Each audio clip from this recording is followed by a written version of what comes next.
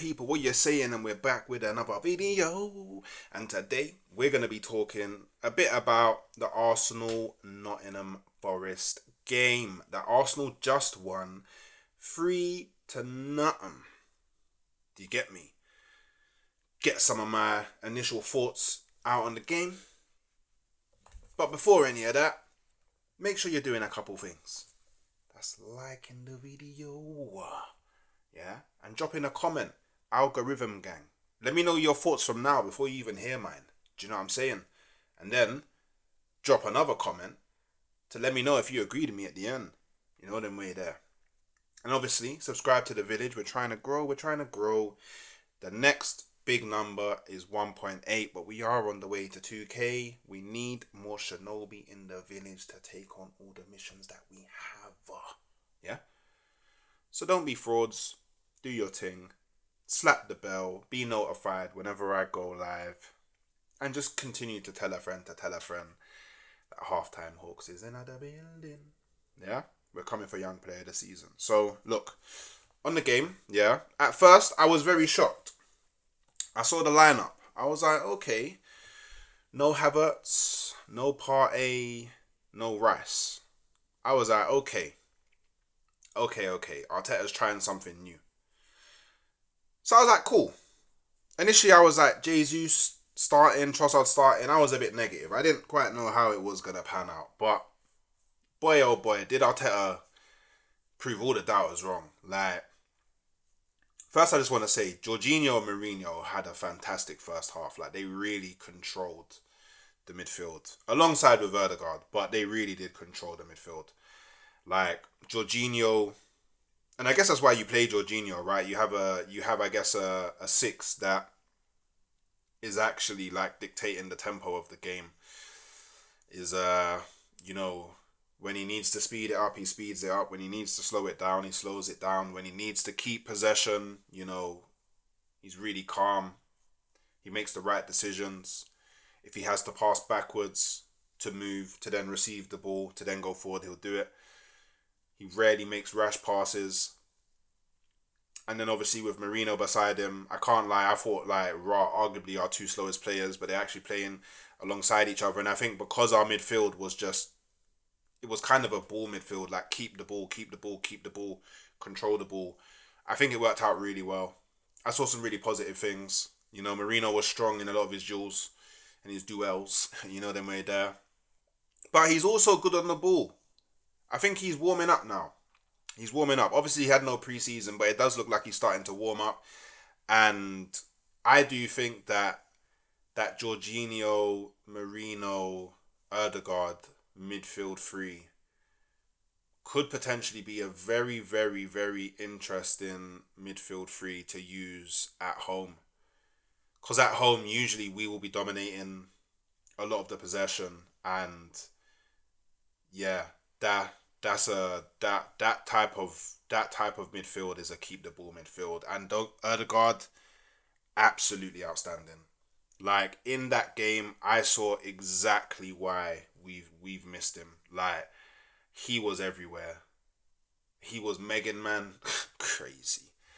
He was linking up amazingly with Saka. Saka was probably at halftime. He was like, Martin, this is what I've been missing. He probably said thank you. I wouldn't be surprised if he said thank you to Martin at halftime. Ødegaard. Do you know what, yeah? Ødegaard, Timber, Saka and Jesus was linking up really well on that right-hand side and was overloading that right-hand side really well. That right-hand side in that game was crazy. If I'm correct, I think all of our goals came from the right-hand side. That right-hand side was powerful. It was really powerful. It was really powerful. Like there was even times where I was seeing Timber like lapping Saka all the way as like deep as the penalty box. And it was crazy. Like Timber was popping up. Timber is such a G. That right hand side is so blessed. And I was even seeing Trossard come over to the right hand side and overload it even further. I feel like maybe what Arteta's trying to do is like, okay, a lot of our better players are on the right hand side, so let's just always try and create scenarios on the right hand side where maybe Saka or Erdegaard can slip away because there's so many players for the defense to worry about keeping an eye on. Maybe that's how he's choosing to create space for the likes of Saka and Erdegaard by like seriously super overloading the right hand side. And then obviously cool when Partey came on. Actually no, before that, by the way, Saka's goal, absolutely amazing. In like the what, I think it was the 15th minute.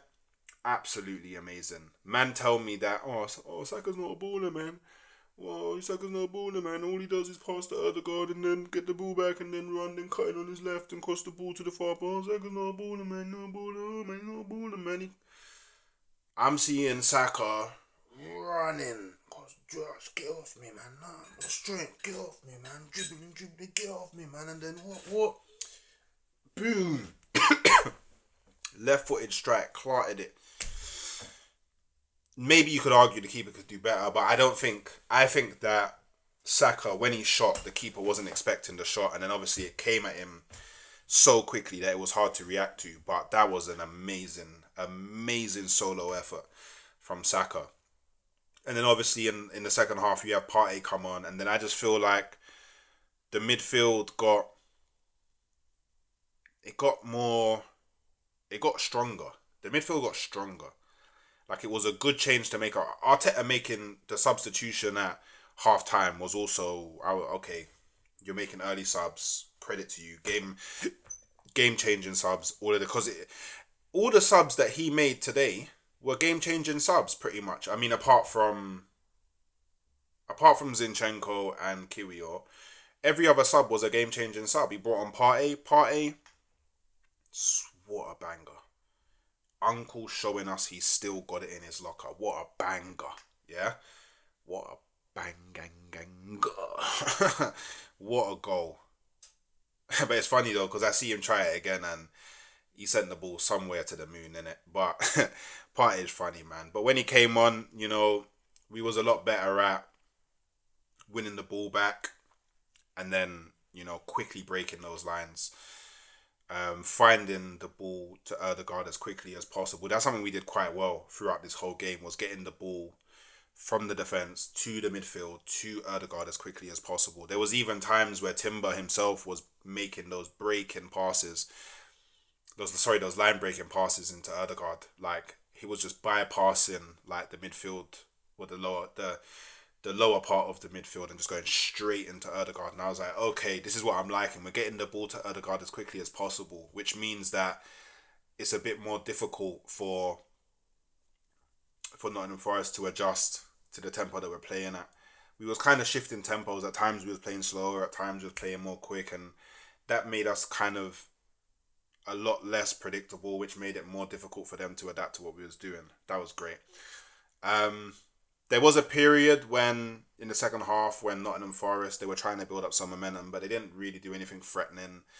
They scored an offside goal, but like when I say they scored an offside goal, it wasn't even like a close one. It was like boom, done.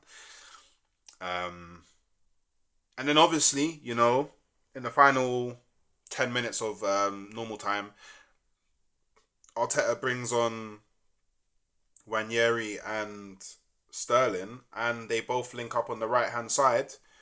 The 1-2 to Wanyeri scores, and oh my god, it's so beautiful. I'm so happy for the kid, man. Like the kid's showing Arteta why you have to start him. Well, maybe not start him, but he's definitely giving Arteta a lot of difficult decisions to make, and I feel like he's slowly but surely showing Arteta that you can rest Erdegaard in games now, because I'll come on and it doesn't really change. Like he's coming on, he's demanding the ball. When he lays the ball off, he wants it back. He's passing, he's moving, he's trying the Hollywood passes. He's no fear. He's very confident. He comes on in the Prem and's like, cool, I'm taking the corners. good delivery. The kids just... We're about to witness our next star boy come into the light and start doing things. So great for him to get a Premier League goal. I think a very solid home win. Very professional performance. This is definitely the bounce back that we needed. We needed to play football. We needed to remind people that we can play football. The fans needed to be reminded that we can play football, and we most definitely did that. We kept the clean sheet, which is good to see. And I mean, now we just worry about Sporting, right? I don't even think it matters what happens in the other games now, because we're just doing what we need to do. That's just the scenario that we're in.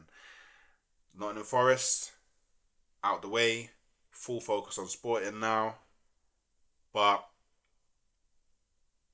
yeah, I mean, other than that, there's not too much that's coming to my head off the top. I think Calafiori had a solid game, a really good game defensively. A lot of people were like questioning his ability defensively, but I think he showed a lot of people today that you know he was reading a lot of things. He was covering in a lot of scenarios. He was bombing forward. He was making it back. Yeah, I think he had a good game. Overall, I think I don't think there's anyone you could say that had a bad game. There was moments in the first half when I was a bit annoyed with Trossard and Jesus, but I think overall they had good games. So yeah, I mean, I think it's the first Premier League game I haven't seen Havertz come on. Havertz just didn't play. Neither did Rice, never came off the bench, and Martinelli didn't get any minutes either. So we was able to win the game without bringing on Martinelli, Havertz, and Rice, which, I mean, maybe that does show we've got a bit of depth. But yeah, I mean, look, like, those were at least my initial thoughts on the game. You know, let me know what you guys think in the comments below. Make sure you're subscribing to the channel. Yeah. Make sure you're sharing the video. Make sure you are doing all the things possible to ensure that the village is able to grow and we're able to bring more beautiful people from all over the world to this wonderful content. Big up all the Gooners on the W today. And we move. I'll catch you next time.